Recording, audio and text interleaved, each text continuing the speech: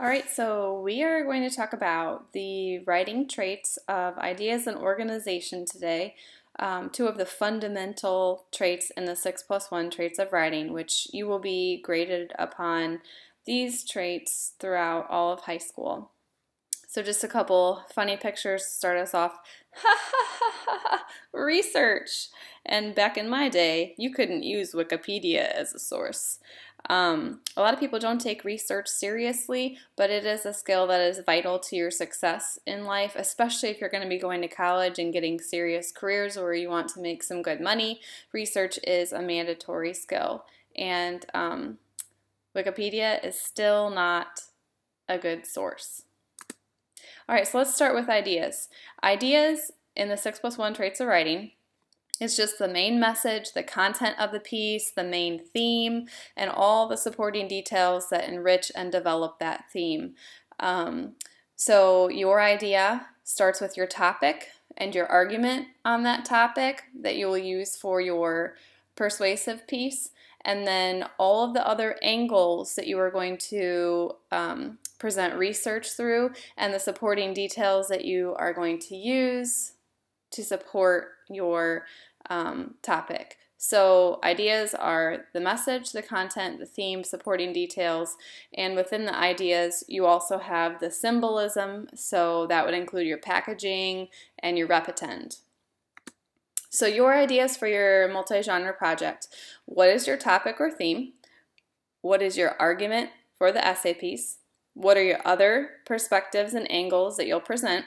And remember, each piece needs to present some new research, so you should never be saying something that you already said in a previous genre.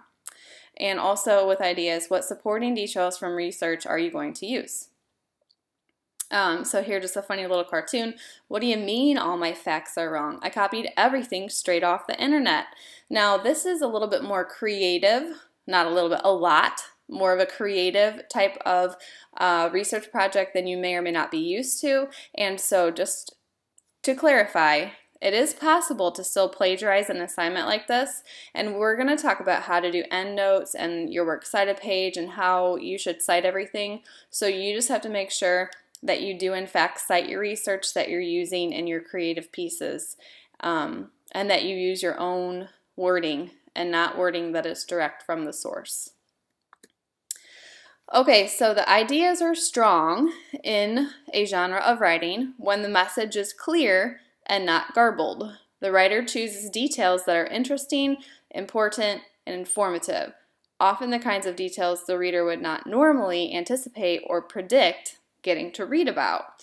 So, for example, if you say people are 15 times more likely to be killed by falling coconuts than by a shark, that would be interesting and something that I would not expect to read. By the way, that is not from The Onion, which you guys should recognize as a very not credible source. It's actually the author's last name is Onion, which is also unfortunate. So just make sure that whatever research you're presenting through each of your genres is very clear, and also that the way you tie the whole thing together is clear as well.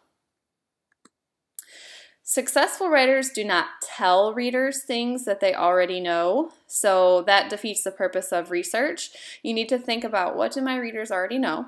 And if they already know it, then what else can I tell them from research that they could learn from? So some examples of research you might find that readers would already know. Heath Ledger died from a drug overdose. I think most of us know that. Many students do not like homework. That's obvious. Facebook is a social networking site.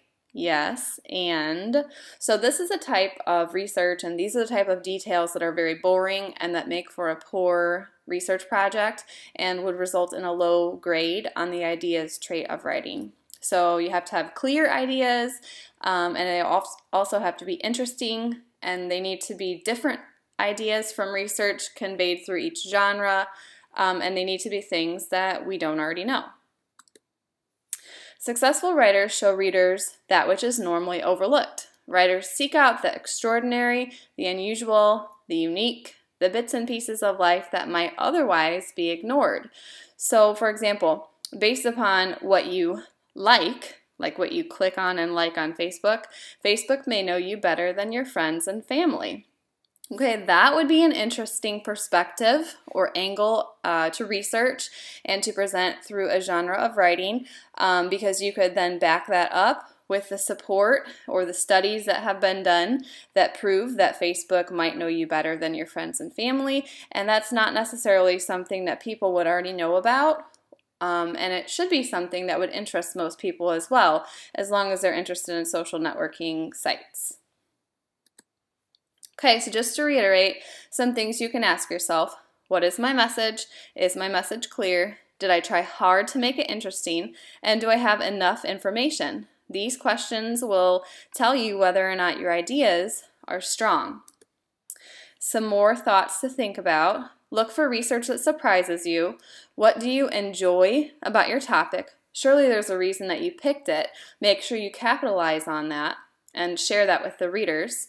What is unusual about your topic? What can you teach readers? What would people not expect to hear about? What is interesting, important, and informative about your topic? And how are you going to clearly present all of your research in a cohesive, unified way? So if you really want to get an A on this trait of writing, which I would strongly encourage you to do, since the whole point of this is to research and relate what you learn, then you need to make sure all your ducks are in a row for all these questions about ideas. All right, so trait 2 is organization, which goes along with your ideas, because if your ideas are not organized, then they will be garbled, which we already talked about, which means they won't be clear. So organization is the internal structure of a piece of writing, which in this case, you guys have your individual genres as your pieces of writing, but you also have the project as a whole. Organization is the thread of central meaning, the pattern and sequence, so long as it fits the central idea. Organizational structure can be a number of different patterns, so you might decide to organize your multi-genre project in a compare and contrast manner, in a cause and effect way, through problem and solution scheme. You might decide to do it categorically. Maybe you have particular categories of research, and so you'll put those genres together. Maybe you're going to do them in chronological order, perhaps even through a timeline. Maybe you'll do narrow to broad, meaning you're going to start out really specific with your topic and then get more broad as you go. Or maybe you're going to start out really broad in general and then get narrow as you go throughout your project. And those are just some ideas, and those organizational structures also relate to the individual pieces of writing. So just talking about one of your genres. One of your genres might present a problem and solution approach. So you guys have several different things to be thinking about organization-wise, because this is a project with different layers. When organization is strong, the piece begins meaningfully and creates in the writer a sense of anticipation that is ultimately systematically fulfilled. So you want us as readers and you as a writer to be anticipating what's coming next. And one way that you're doing that, remember, is through your transitions, which we'll talk about, through your rep-attend. You want to begin with a clear introduction that talks to the reader about what your project entails, and we won't do that until we get to the end. We'll reflect back on our project once we have everything set in place and you're sure you like where you're putting your genres, and then we'll structure our introductions at that point. But this is just another thing about organization, is that it has to begin meaningfully. Obviously, you're going to have an epilogue or a closure at the end also, and that each piece logically flows to the next piece. So events proceed logically, like I just said, with organization. Information is given to the reader in the right doses at the right time so that the reader never loses interest. So if you personally are bored with a particular piece that you're writing, then there's not much hope that your reader will be interested with it at all. This goes back to the beginning of the project. I told you guys, don't try to impress me as your teacher. You need to try to impress yourself. Because if you can impress yourself, you in turn will end up impressing me. So you need to make sure that each of your genres presents interesting research, ample amounts of it to be convincing, and interesting research so that we want to keep on reading.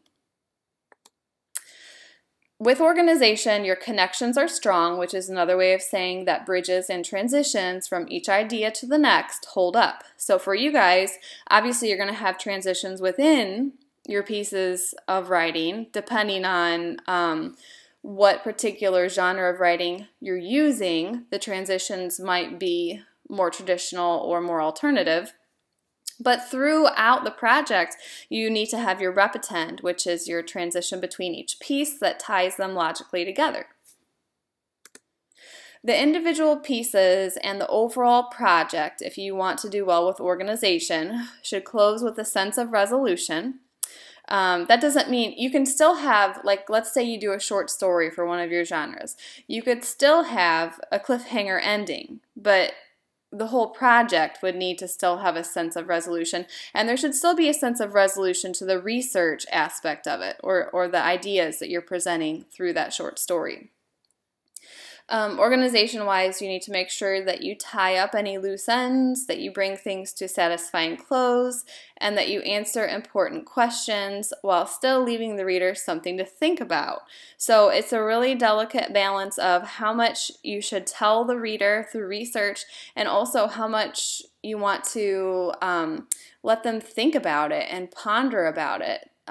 Sometimes you call this a clincher, where you present a lot of information, but then you still leave them thinking about something at the end, like maybe a challenge or a question or a scenario that just gets them thinking about everything you've told them. And you can do that obviously with each genre if it applies, and you can also do that with your project as a whole.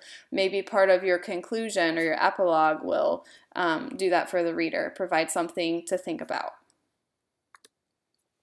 So things to think about if you want an A in organization. Part of your organization is your packaging plan. What will your organizational strategy be? How will you encourage the reader to read the next piece? How will you keep the reader engaged? How will you make sure you provide interesting research in the right amounts at the right times? How will your repetends provide clear connections between genres? And how will you provide closure? Maybe you could even include some extra genres to do that. Do some extra research. This will only be as good as the amount of effort that you put into it. So if you are bored with one of your topics, then go back to the drawing board and think about, what other research is there that I could write about, because this is boring me to death. Well, if it bores you to death, it's probably going to bore your readers to death too. Okay, so that's ideas and organization in a nutshell. So just make sure that you bring whatever questions that you have to class, and really be thinking about how you're going to solidify the ideas and organization in your project. And we'll see you in class.